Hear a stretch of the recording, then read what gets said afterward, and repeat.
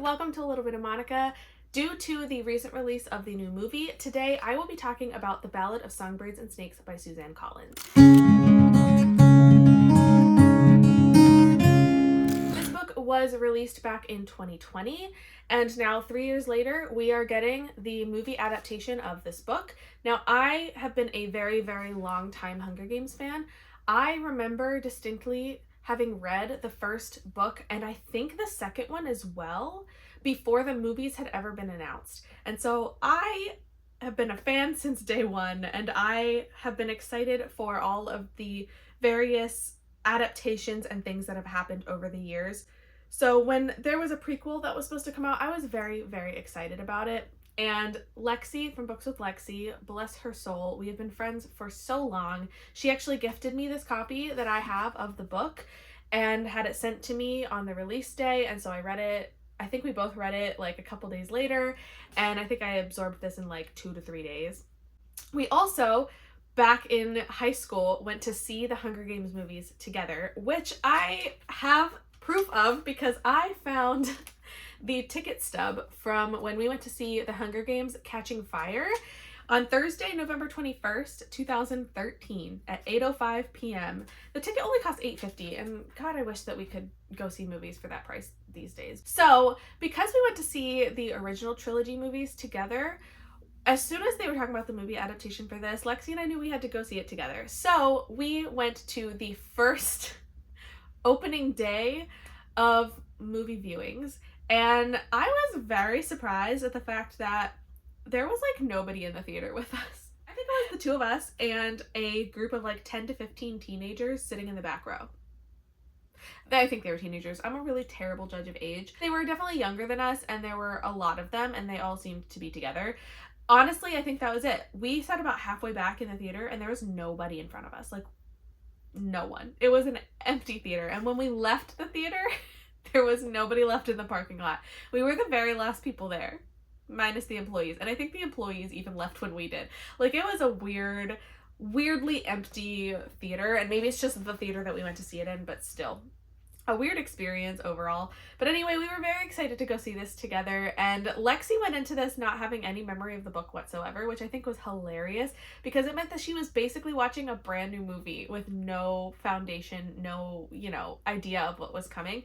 I had some memory of the book. There are some very distinct things that I remembered from the book that I was looking forward to seeing, other things that I was not looking forward to seeing.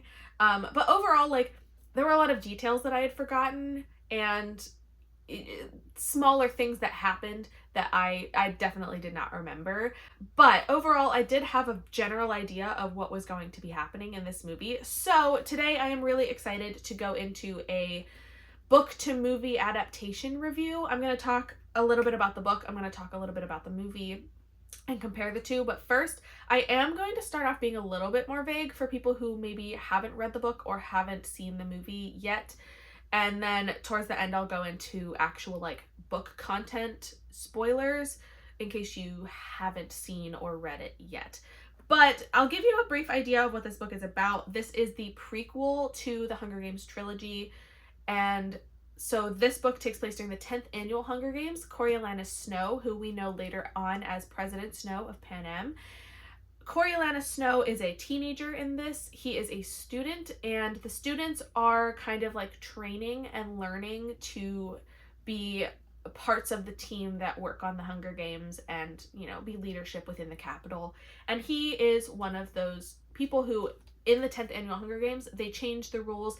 And now there will be mentors for the tributes. And so this is the start of the mentorship that we see later on, where past victors become the mentors. In this, it is the first year of mentors, and so it is basically capital teenagers who are going to take on the role. And the goal of these mentors is to increase the audience, increase interest in watching the games for other people across the districts and in the capital as well. It is to try to get people excited, and at one point they're trying to come up with better ways to get people excited, and so the ideas are brought forth, I think, primarily by Coriolanus, and they have these ideas to get people more connected to the tributes, and that's where we start seeing them dive into their backstories and getting to know them and building their rapport that gets the audience connected to them so that they care about the outcome of the games.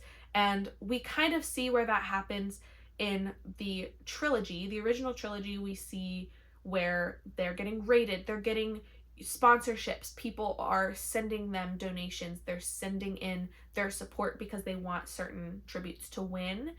And that all started with this story with the mentors from the capital who are trying to get sponsors and have people send in donations to support their tributes and to build the audience of the Hunger Games in general and just build that interest. This book is split into 3 sections: the mentor, the prize, and the peacekeeper. Well, I guess I'll start with my opinion of the book.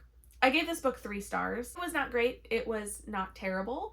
I felt supremely average. I feel like there were a lot of things that I was disappointed by, and my expectation going into the book was not fulfilled, I think, by the end of the story. And I think that's primarily where a lot of my negative opinions of the book come.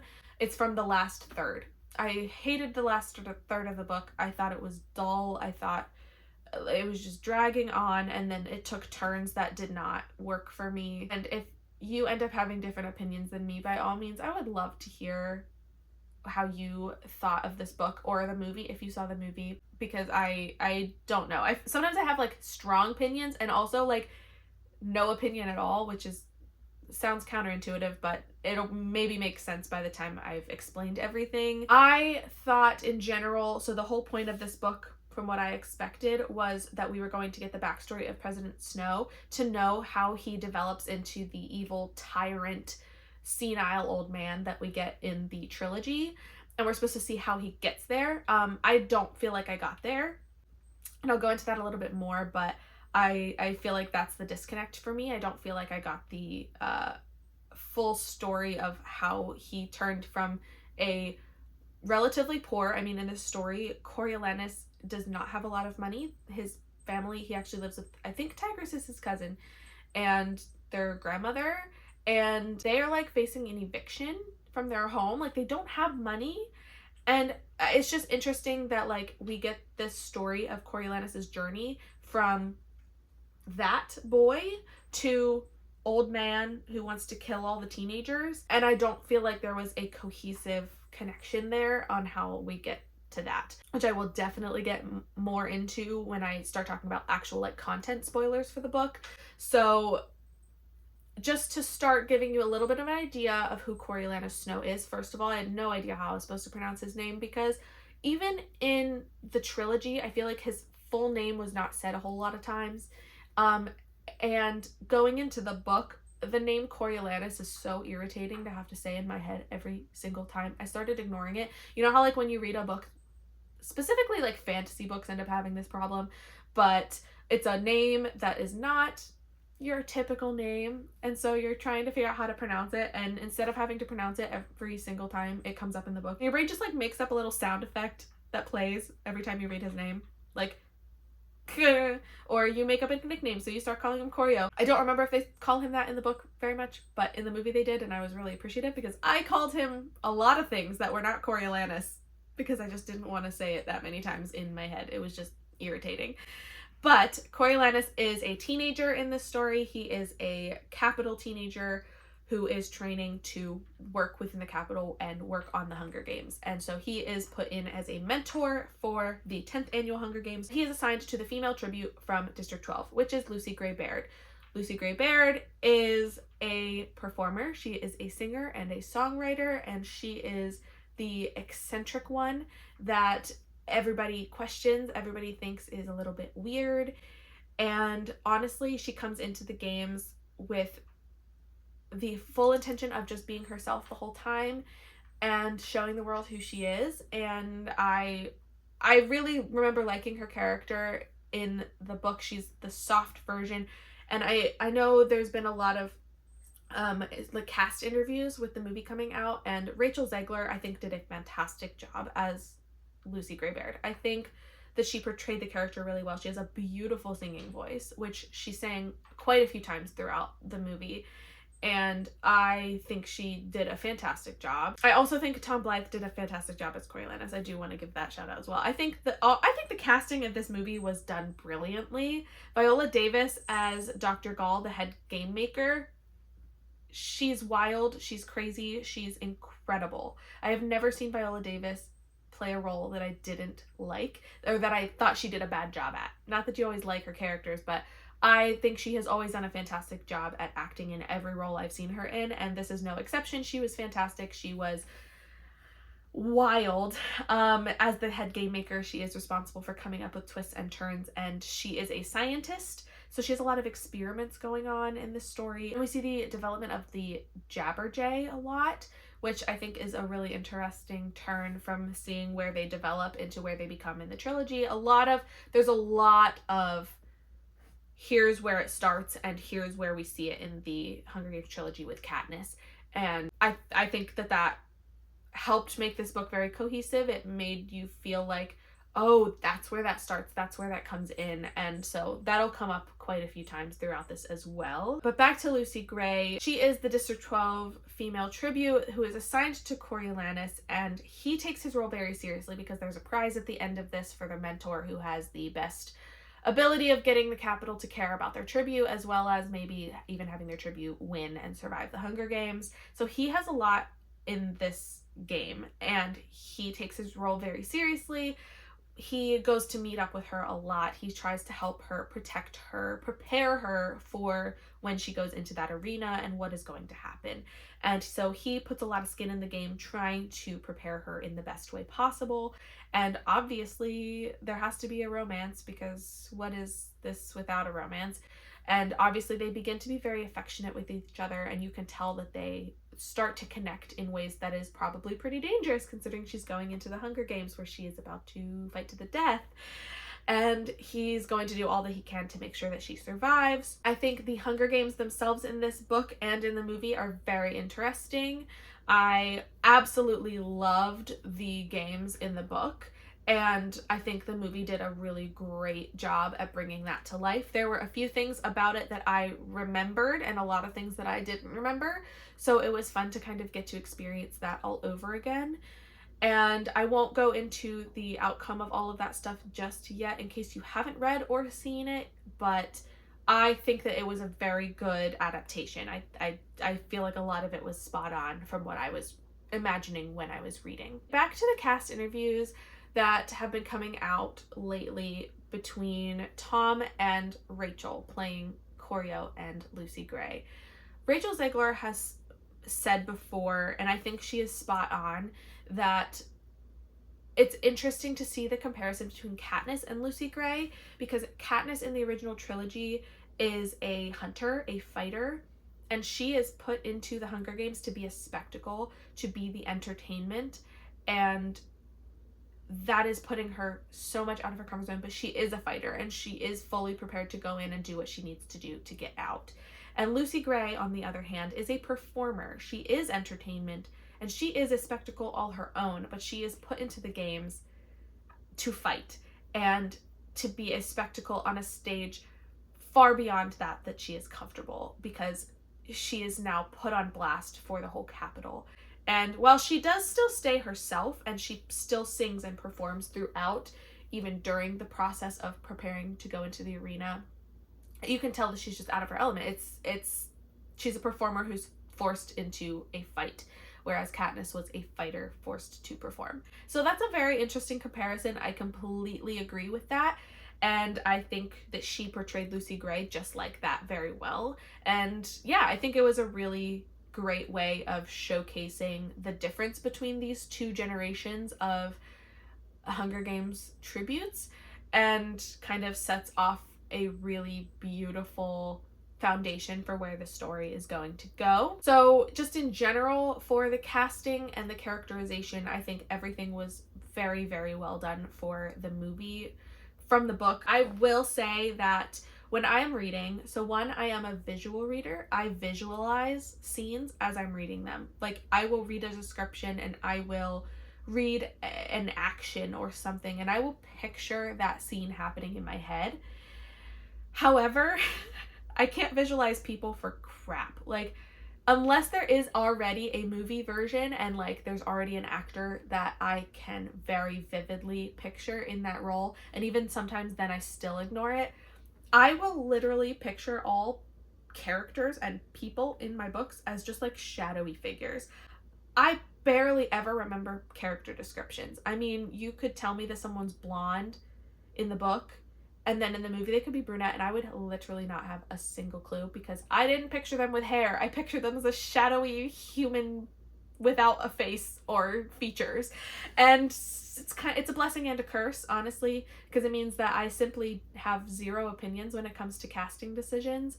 Obviously, there are standouts. There are things that I care more about that I will, like, want things to stick to the descriptions I remember. But in general, like most books, unless they resonate with me very strongly, I will not remember descriptions whatsoever. And that's the case with this book. I had no expectations for physical appearance that were going to happen, but I do think that the characterizations, the portrayals, the behaviors, all of that was done very well. The characters were portrayed well. The actors did a fantastic job. I have no complaints there.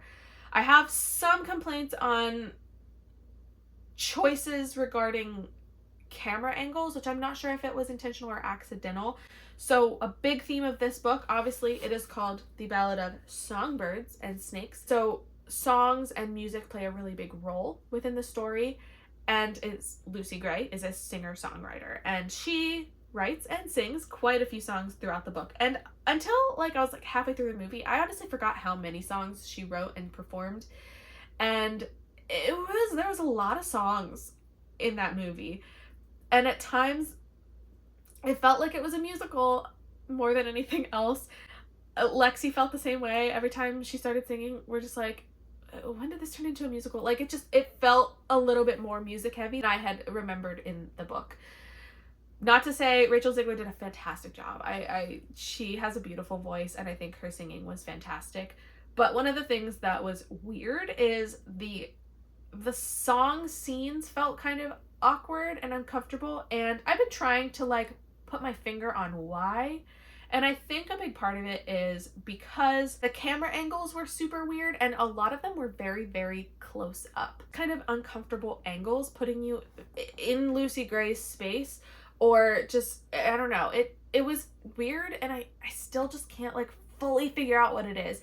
But I do think the camera angles were a little bit weird on Lucy Gray, and part of me is wondering if it was just a creative decision that they wanted the angles to look like that, or part of me, this is the only time that I will ever have any sort of theories about why things were done for a specific reason, because otherwise I don't have the capacity to think this way. But I'm wondering if maybe the awkward and uncomfortable camera angles and close-ups of all of Lucy Gray singing, because her singing is her charm. That's why people end up loving her and rooting for her throughout, is because of her ability to charm people through her music.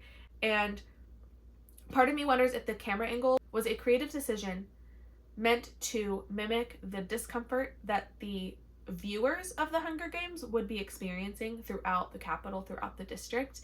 The fact that these people are about to watch these characters die. The whole point of putting them on TV beforehand is to make the people of the districts and the people of the capital care about them and about their fate and want to see what happens to them. And so by putting Lucy Gray's singing on camera in these uncomfortable angles, is it meant to mimic the discomfort of watching this happen, of watching her close up, getting up and personal into her life, into her business, into her performance, and then throwing her into an arena for her to fight to the death with a bunch of other teenagers?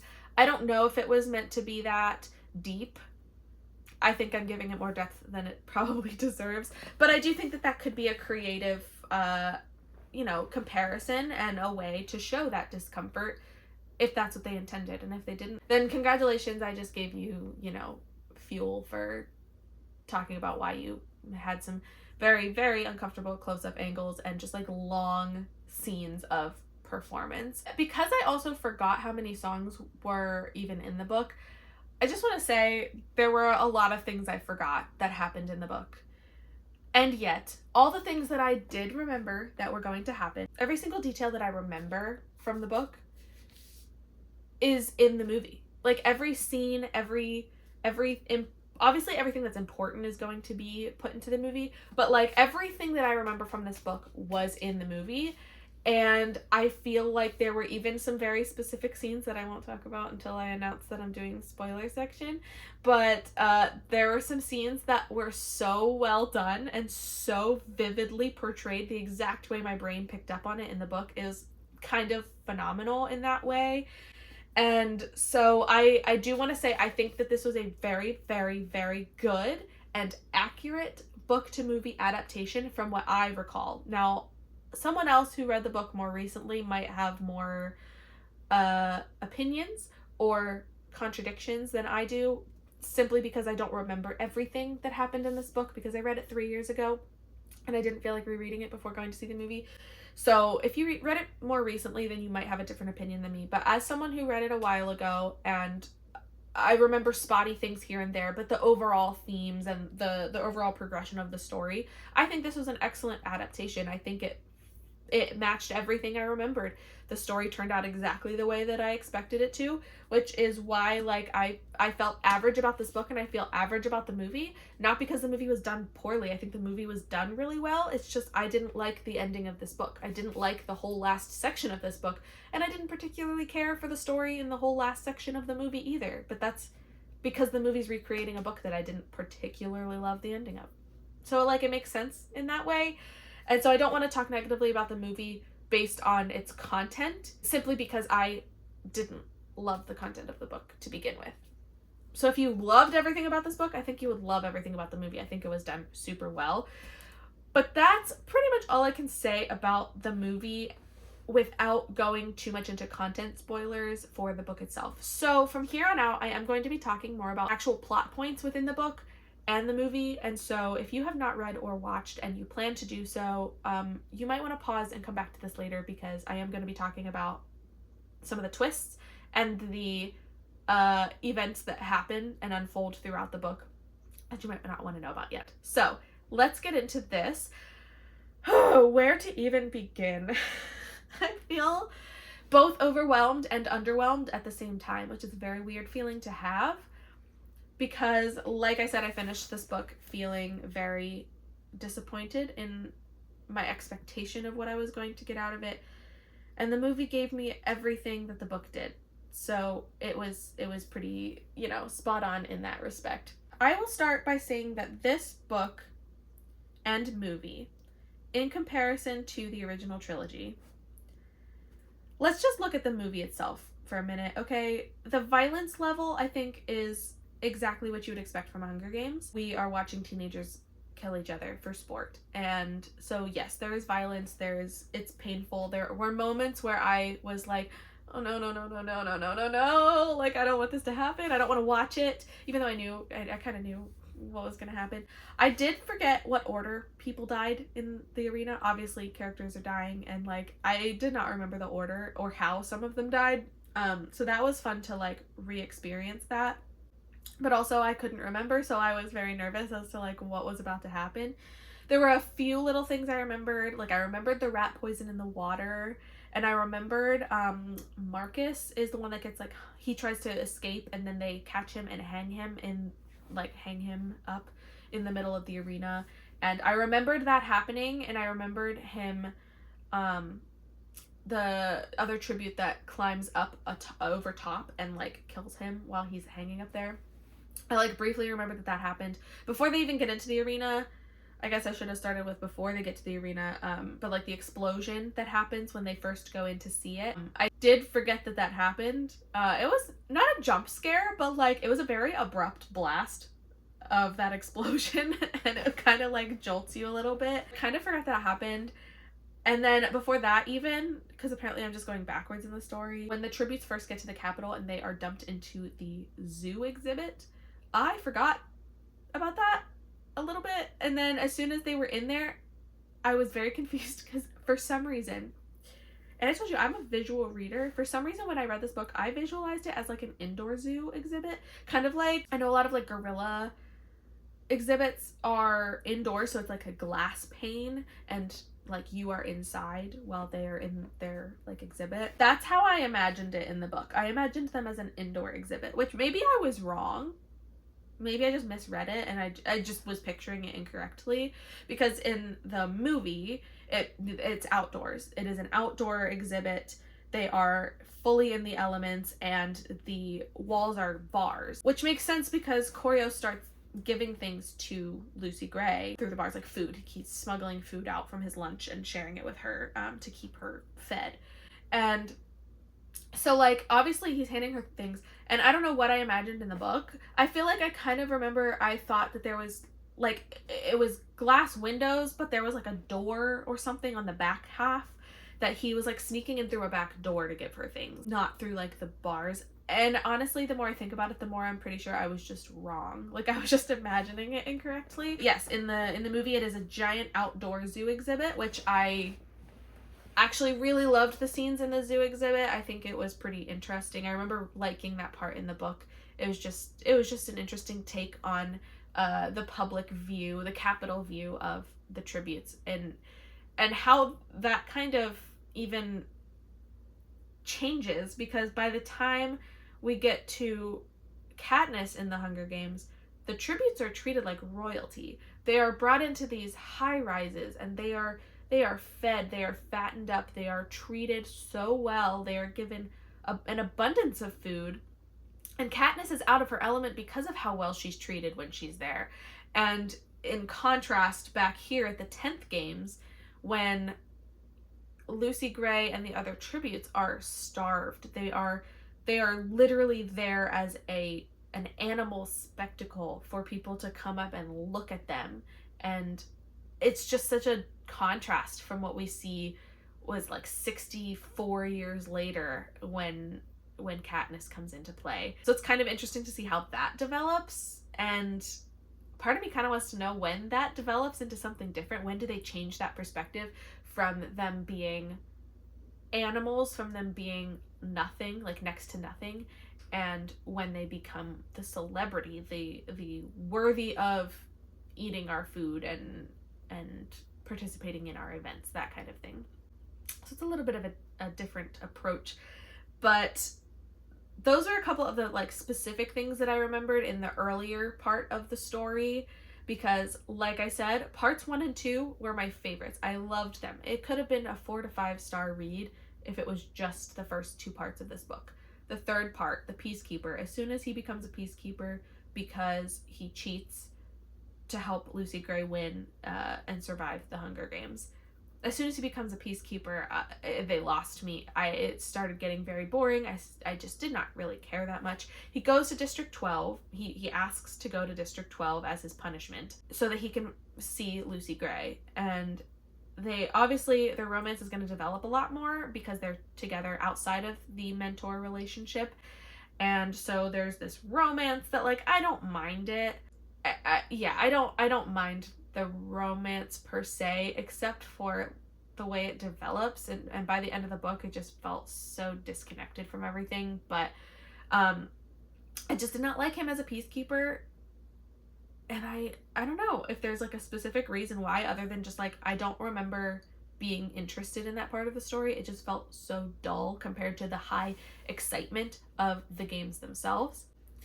And then getting into the things that really bothered me about the book is the ending.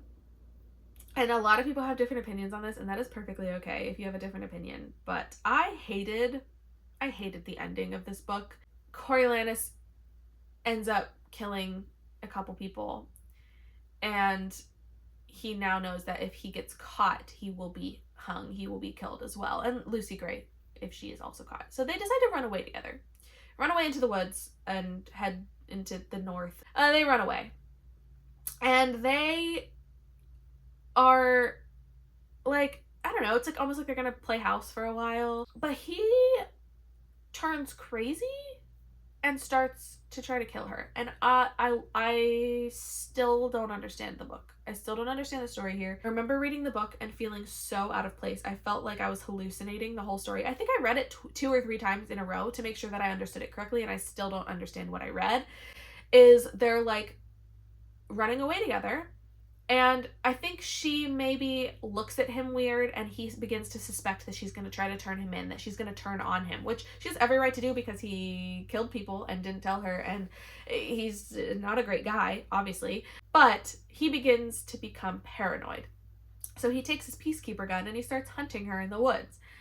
And she has already like left and like run away, and so he's running around in circles, screaming her name, like crying out into the void and shooting into the air, and just he loses his mind in paranoia, in frustration, in whatever it is. And at one point he sees her through the woods, so he's shooting at her and he thinks he hits her, so he goes over to where she is and she's not there anymore.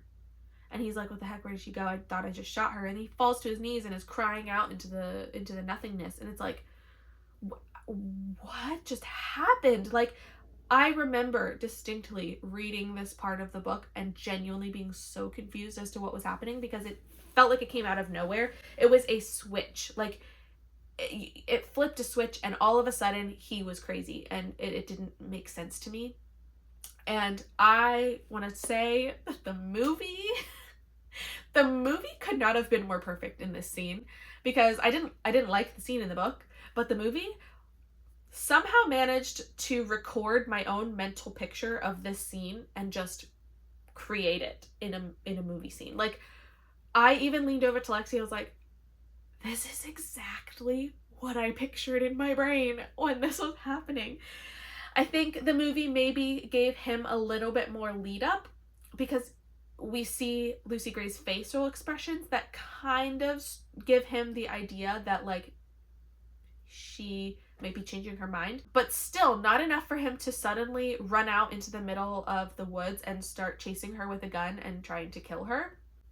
But the movie, Tom Blythe was brilliant in this scene. He was the embodiment of Coriolanus Snow as I saw it in the book, because it made 0 sense, and in the movie it made 0 sense, but he poured so much emotion into it that like I felt like I was feeling the book all over again. And it was brilliant. Like, I have to sing his praises for that scene alone, because I genuinely felt like it was exactly how I pictured it in the book, of him just freaking out, screaming with no explanation, and he just loses it. And then afterwards he goes back to the capital, he gets back to his life, he starts to move up in the world a little bit. Well, we don't see it like long term or anything, but we see him get back and we see where he is starting to progress in his career. He's taking steps to gain more power, to participate more in the creation of the games and things like that. But I just feel like the movie and the book both still left something to desired at the end, because there's just no explanation as to how he goes from even paranoid yelling into the void teenage Snow does not equal old senile villain President Snow that we see in the Hunger Games. Like, it doesn't add up in my brain, and I still, even after the movie, I think it definitely smoothed some of those curves a little bit, but it did not solve the problem. I still feel like, honestly, it's like I finished the book and it feels like there's another book missing. Like, there is a whole chapter missing in the story of Snow, which I don't need every single year of his life. I don't need to know every single step of the way, but I still feel like there is a very big disconnect between the boy that is in this story and in this book and movie, and the old man that we see later on, who is pure violence and evil, and he wants nothing more than the teenage killing spectacle. Whereas in this story, there is a point where he questions the necessity of the games. He questions the validity when he realizes that he has feelings for Lucy Gray. He's like, I'm gonna do what I can to save her. And then he tries to kill her out of nowhere. And then suddenly we jump to he's an evil president of Panem and wants everyone dead. Like, it just, I don't know. It was a disconnect for me, and I simply don't know how to make it better in my brain. And maybe I'm just missing something. And if I am, and you feel like there was more of a like continuation and a consistency there, please like fill me in if I'm just missing something, because I want to enjoy this more, but that's where a big complaint from me is that I just don't feel like it accomplished what this was supposed to do, which is give us the backstory that lets us know how Snow becomes President Snow. I didn't get there. So let me know if I'm wrong, or like if you have a missing puzzle piece for me, because I would love to hear it. And I'm maybe just missing it. But beyond that, I do feel like this movie is a lot darker than the original movies. I think that the themes presented, I said like the violence is pretty much the same. It's still teenagers killing teenagers in the same general fashion. But I think that this movie has a darker tone to it. Obviously, The Hunger Games does not shy away from the political revolutionary undertones and the unrest, that kind of deal. But this book, I think, takes it into a deeper, darker view almost, and we are seeing more of the start of the way that the districts are viewed and the Hunger Games violence and how it develops. And so I think seeing where it starts is a lot darker. The entertainment value by the time we get to the 74th and 75th Hunger Games with Katniss, like, it's a much more lively event than the originals. The arena is more basic. They are given nothing. They're not put into extravagant rooms and feasts and things like that. And so it's just a darker, more drab sort of environment for this book and movie.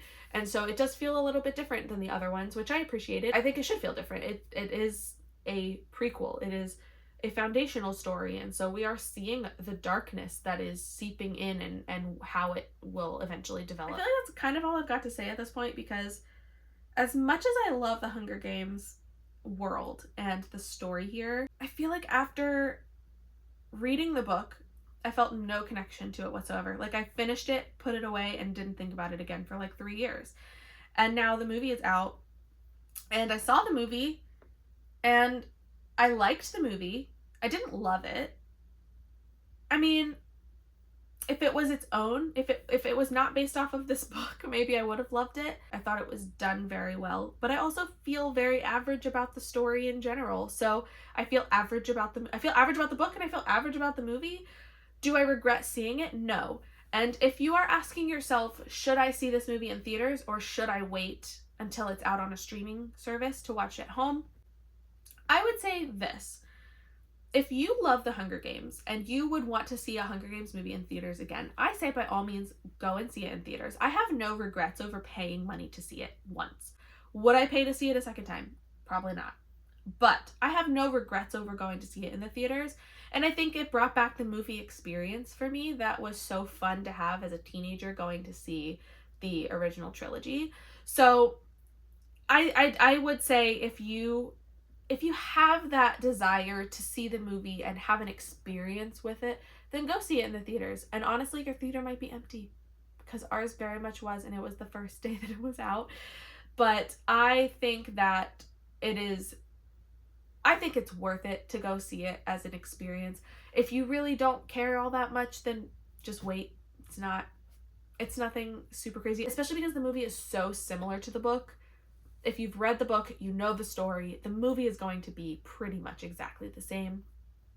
So it's up to you. If you feel like you should wait because you don't care that much, then that's fine. But if you are trying to decide genuinely because you want to see it but don't know if it's worth it, I say, unless your movie theater charges like $20 a ticket, I would say go. I think ours was $13 or something at our theater, and I don't regret spending that money. Obviously, we spent money on popcorn and drinks too. I don't regret going to physically see it in the theater, and I recommend that other people do it as well, because it does bring back memories, and it's just an overall fun experience. Also, if you have friends that you can go with, that makes it even better, because Lexi and I were having such a good time, like laughing and not panicking, because it was not whatever the step below panicking is, like those moments where you're like, oh gosh, like, oh, what's gonna happen? Like, we had those moments, and they were entertaining for us, and we were entertaining each other, I think, throughout the movie. And it was great because the theater was empty. It didn't matter that we were, laughing a little bit at certain things. So